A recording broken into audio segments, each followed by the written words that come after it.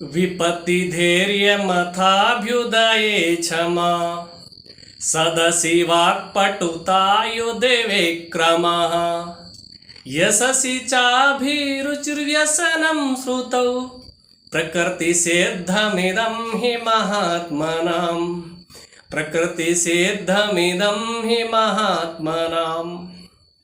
भर्तृहरि जी ने नीति शतक नाम के अपने ग्रंथ में इस श्लोक की रचना की है। बहुत ही उत्तम श्लोक है। इसमें एक महापुरुष के लक्षण बताए गए हैं। महापुरुष कैसा होना चाहिए, एक महान व्यक्ति कैसा होता है, एक सफल व्यक्ति जीवन में कैसा होता है, उसके विषय में बहुत ही उत्तम उसके गुण बताए गए हैं। जैसे कि इसकी पहली पंक्ति है, विपत्ति धैर्यम, अर्थात जो विपत्ति में धैर्य को धारण करता है। जब महापुरुषों के ऊपर कोई संकट आता है, कोई विपत्ति आती है, कोई प्रतिकूलता आती है, जीवन में दुख आता है, अचानक कोई संकट आन खड़ा हुआ, तो ऐसी स्थिति में जो महापुरुष होते हैं वे विचलित नहीं होते हैं, बल्कि धैर्य से काम लेते हैं। क्योंकि जब हम अपने धैर्य को खो देते हैं तो उस स्थिति में हम ठीक निर्णय नहीं ले पाते कि हमें क्या करना है, क्या नहीं करना। परंतु धैर्यपूर्वक जब हम बुद्धि से विचार करते हैं कि ये समस्या हमारे सामने आई है, तो बिना सोचे विचारे निर्णय नहीं लेते, सोच विचार करके निर्णय लेते हैं कि ये समस्या है और इसका इस प्रकार से समाधान हो सकता है। ये प्रतिकूलता है, इस प्रतिकूलता को किन किन कार्यों के द्वारा हम हटा सकते हैं, ऐसा बुद्धिपूर्वक विचार करता है, अर्थात धैर्य रखता है। तो जो व्यक्ति विपत्ति में धैर्य रखता है, इसलिए बोला इस श्लोक में विपत्ति धैर्यम, ये एक महापुरुष का लक्षण है। आगे कहा अभ्युदय क्षमा। अब जो सामान्य स्तर के व्यक्ति होते हैं, उनके पास धन बल आ जाता है, शारीरिक बल आ जाता है, जन बल आ जाता है।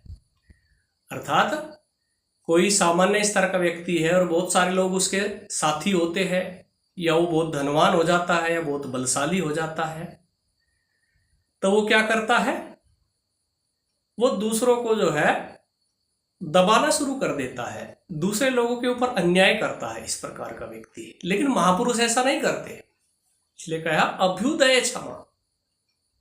जो महापुरुष होते हैं, जब उनकी उन्नति होती है, चाहे शारीरिक उन्नति हो, चाहे आर्थिक उन्नति हो, चाहे सामाजिक उन्नति हो, उनके पास शारीरिक बल, धन का बल या जन बल हो, तो ऐसी स्थिति में जो दूसरे लोग होते हैं और वे दूसरे लोग कोई गलती करते हैं, कोई कमी उनसे हो जाती है, तो महापुरुष उनको क्षमा कर देते हैं, ना कि उनके ऊपर दौड़ पड़ते हैं, उनको दंडित करते हैं, ना दंडित नहीं करते, उनको क्षमा कर देते हैं और उनको जीवन में आगे बढ़ने का अवसर प्रदान करते हैं। तो ये मुख्य अंतर है महापुरुष में और सामान्य व्यक्ति में।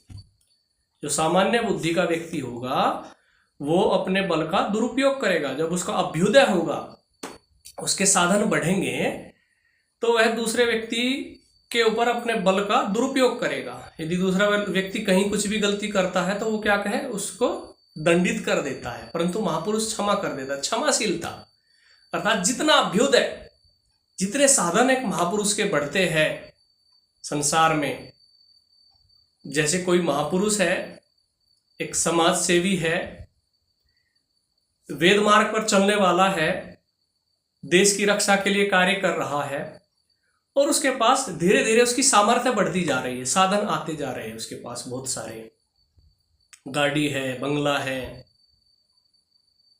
बहुत सारे लोग हैं, बहुत जमीन है, बहुत भूमि है, बहुत पैसा है, बहुत धन है। तो वो व्यक्ति उसका अभिमान न करते हुए दूसरे लोगों के ऊपर जो है क्षमा की भावना रखता है, उसका दुरुपयोग नहीं करता अपनी शक्ति का, अभ्युदय का।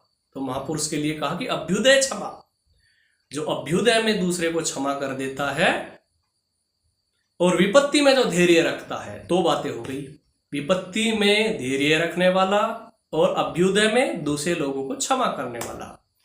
फिर आगे कहा सदसि वाक्पटुता युध विक्रमः, और जो महापुरुष होता है ना वो सदसि वाक्पटुता, जब कहीं सभा में जाता है, कहीं कोई सभा हो रही है तो सभा में जाकर के वो बड़ा सोच विचार करके बोलता है, वाक्पटुता का परिचय देता है, ना कि अनाप शनाप कुछ भी बोल देवे। ना किस विषय को लेकर के सभा हो रही है, किस स्तर के लोग वहां बैठे हुए हैं, कितना वो समझने की शक्ति सामर्थ्य वे लोग रखते हैं, और कितना ऊंचा बोलना है, कितना नीची आवाज रख करके बोलना है, और कितना जो है विषय प्रस्तुत करना है, कितना नहीं करना है। जितना बोलने की आवश्यकता है उतना बोलेगा, उस विषय के दायरे में रहेगा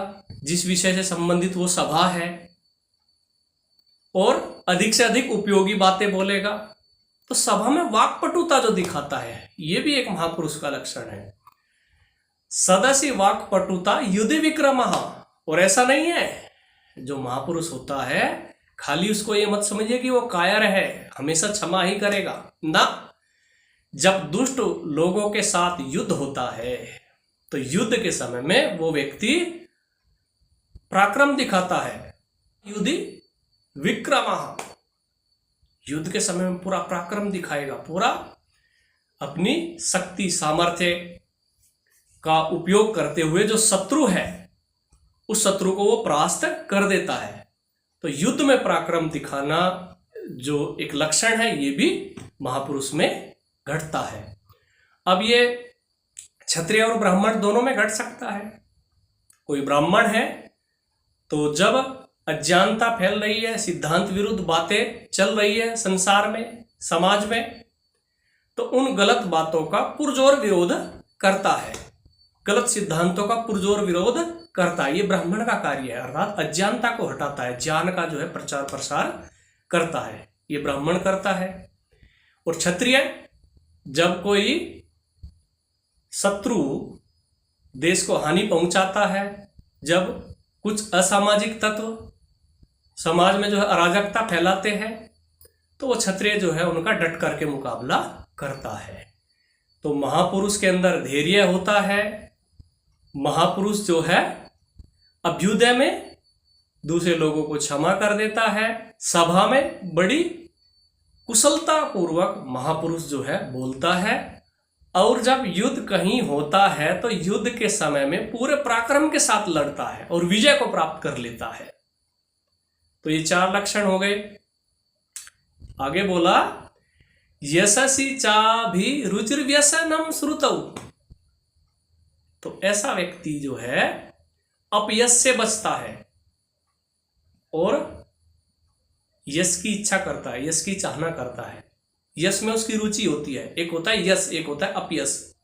यश मतलब हमारे अच्छे अच्छे गुणों का प्रचार प्रसार हो, हमारे अच्छे कार्यों का प्रचार प्रसार हो, ताकि दूसरे लोग भी हमारे अच्छे गुणों को देख करके अपने जीवन में अच्छे गुणों को धारण कर सके, ताकि दूसरे लोग भी हमारे अच्छे कार्यों को देख करके अपने जीवन में अच्छे कार्य कर सके। इसलिए महापुरुष की ये इच्छा होती है, उसकी इस विषय में रुचि होती है कि मेरा यश फैले, ना कि अपयश। अपयश कैसे फैलता है? जब हमारे अंदर दोष होते हैं, दुर्गुण होते हैं, तो ऐसी इच्छा रहती है एक महापुरुष की, मेरे अंदर कोई दोष ना हो, कोई दुर्गुण ना हो, ताकि मेरा अपयश ना फैल सके। तो अपयश में अरुचि होती है महापुरुष की, और यश में रुचि। उत्तम श्रेष्ठ कार्य, उत्तम श्रेष्ठ गुण, इन सब में उसकी विशेष रुचि होती है, और उनका प्रचार प्रसार हो, इसमें भी जो है विशेष रुचि उनकी होती है। अर्थात वो यश चाहता है कि मेरे श्रेष्ठ उत्तम गुण और कार्य जो है संसार में खूब फैले, लोग इनका जो है खूब लाभ उठाए। फिर आगे कहा व्यसनम श्रुतौ, जो शास्त्र है, जो वेद, वेदांग, उपांग, शिक्षाकल्प आदि ऋषिकृत ग्रंथ है, या ईश्वर की जो वाणी वेद है, ईश्वर का जो ज्ञान वेद है, उनको पढ़ने पढ़ाने का जो व्यसनी होता है, अर्थात महापुरुष को किसका व्यसन होता है? शास्त्रों को पढ़ने का व्यसन महापुरुष को होता है। न कृति सिद्धमेदं हि महात्मानां तो ये सारे जो है गुण एक महापुरुष में स्वाभाविक रूप से होते हैं। तो एक बार फिर दोहराते हैं। विपत्ति में धैर्य रखने वाला, अभ्युदय की प्राप्ति हो जाने पर क्षमा करने वाला, सभा में जाकर के कुशलता पूर्वक बोलने वाला, युद्ध के समय में पूर्ण पराक्रम दिखाने वाला, अपने यश अर्थात अच्छे गुण और अच्छे कार्यों को प्रसारित करने की रुचि रखने वाला और शास्त्रों को पढ़ने पढ़ाने में जो व्यसन रखता हो, अर्थात शास्त्रों को पढ़ने पढ़ाने का जो आदी हो, ये सारे स्वाभाविक रूप से एक महापुरुष के लक्षण होते हैं। तो हमें भी अपने जीवन में यदि महापुरुष बनना है, ऊंचा बनना है, तो इन लक्षणों को, इन गुणों को जो है हम धारण कर सकते हैं। तो भर्तृहरि जी ने बहुत ही उत्तम जो है महापुरुष के लक्षण बताए हैं। इनसे प्रेरणा लेकर के हम भी आगे बढ़े। इति ओम सम।